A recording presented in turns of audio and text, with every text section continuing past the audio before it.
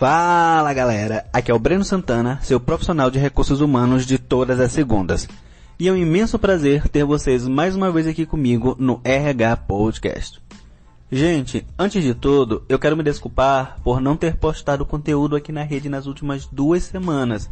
Isso se deve a questões de cunho pessoal e de saúde que acabaram me deixando bastante indisposto.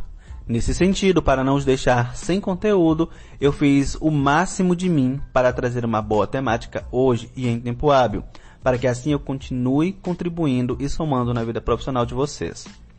Eu quero agradecer aos que me desejaram melhoras e a todos que mantiveram confiança no meu trabalho e aguardaram por notícias. Bem, sem mais delongas, vamos para o tema de hoje, que é o líder déspota. E eu dou seguimento ao assunto, esclarecendo primeiramente o que é um líder déspota na sua exatidão. É muito comum que nas empresas a liderança acabe sendo um pouco intimidadora. Isso pode acarretar em uma série de desconforto nos liderados e, consequentemente, cria um péssimo clima organizacional. Às vezes, trata-se apenas de uma postura ou comportamentos equivocados da parte do líder em questão. Algo que pode ser corrigido com um treinamento adequado com o pessoal do RH responsável pela gestão de pessoas. No entanto, há uma gama de líderes que aparelham o poder para si e não somente se fazem intimidadores, como também se fazem aterrorizantes, autoritários, cruéis e até maquiavélicos. É notório que na maior parte das empresas, esse parece ser o perfil predileto para os altos cargos no panteão da liderança corporativa. É o que aponta a pesquisa do psicólogo Paul Babiak, que evidenciou um percentual de 4% dos líderes nos Estados Unidos podem ser psicopatas, e o estudo apontou também que executivos com mais traços psicopatas tendem a serem vistos como carismáticos, criativos e bons comunicadores. Isso porque o charme psicopata pode se sobrepor à questão de comportamento. Seguindo com esse raciocínio, o estudo feito em 2010 por Babiak é mencionado em uma matéria no BBC e vocês podem estar consultando isso na internet.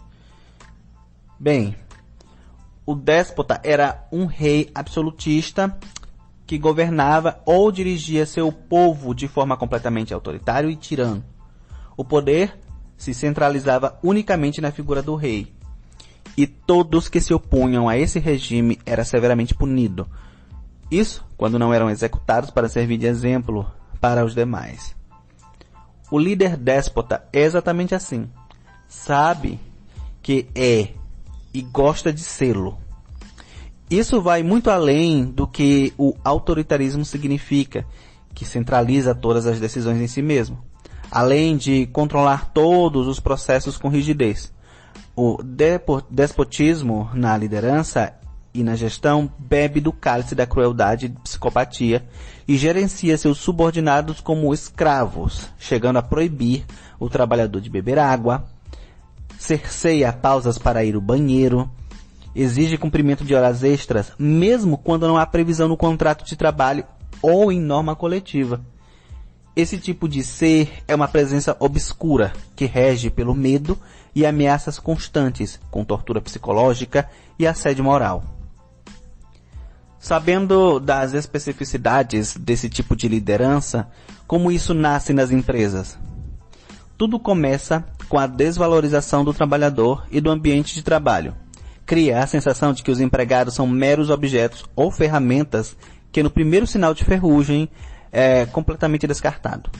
Esse tipo de realidade é alimentada pela cultura organizacional que escorre da mesa da diretoria e contamina toda a empresa, gerando um verdadeiro clima de senzala organizacional. O primeiro estágio se inicia como uma infecção por vírus que se desembaraça numa série de sintomas e que, se não tratados, levam o hospedeiro à morte. Pode-se observar que a liderança começa a sobrecarregar seus liderados à exaustão, sem sequer considerar os seus sentimentos e o mal que está se causando na saúde deles. O segundo estágio é o autoritarismo compulsivo, que já se inicia criando um cenário excludente e com um requinte de preconceitos dos mais diversos e abomináveis. Isso se deve ao fato da existência de uma cultura organizacional de ocorrências de atos hediondos no que tange ali a esfera da crueldade. Acabam sendo atos não punidos ali dentro das organizações. O terceiro estágio é a ampla aceitação e o incentivo de violações aos direitos trabalhistas, propagando prática de extrapolação dos limites éticos e morais do poder diretivo.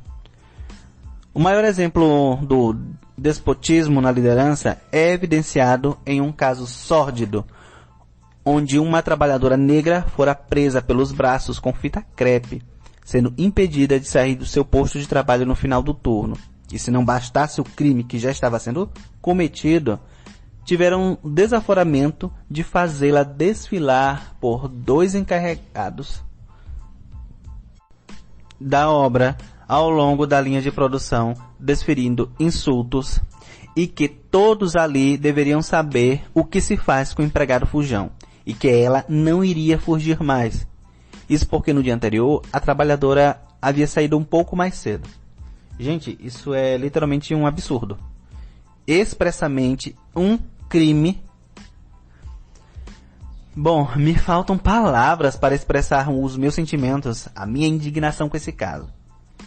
A desembargadora Luciene Storel, da 7ª Câmara do Tribunal Regional do Trabalho da 15ª Região, condenou a empresa Autoliv do Brasil, LTDA, ao pagamento de indenização por danos morais à trabalhadora no valor de R$180 mil.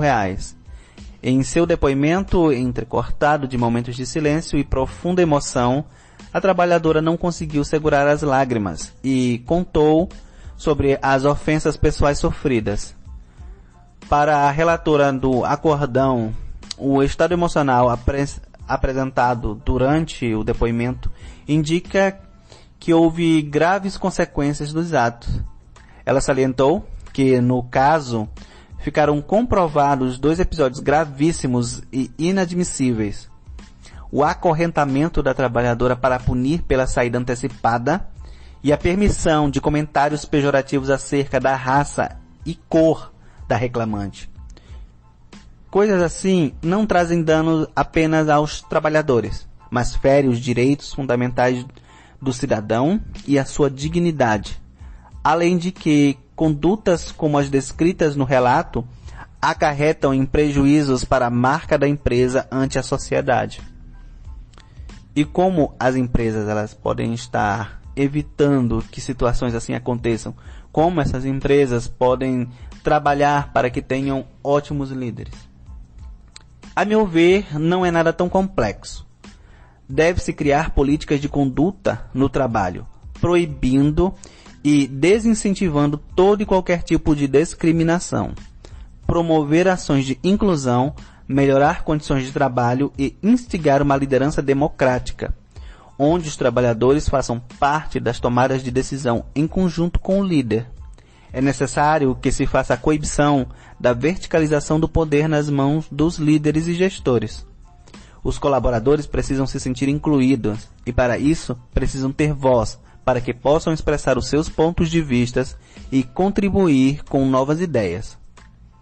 Não criar metas inalcançáveis, delegar tarefas coerentemente, criar uma sinergia na equipe, evitar críticas em público, dar feedback de qualidade e entender que a vida pessoal do empregado também influencia na sua vida profissional. Essas são dicas iniciais e básicas que eu estou dando para qualquer empresa. Ela venha conseguir ter um ambiente de trabalho mais saudável e resultados bem mais acima da média.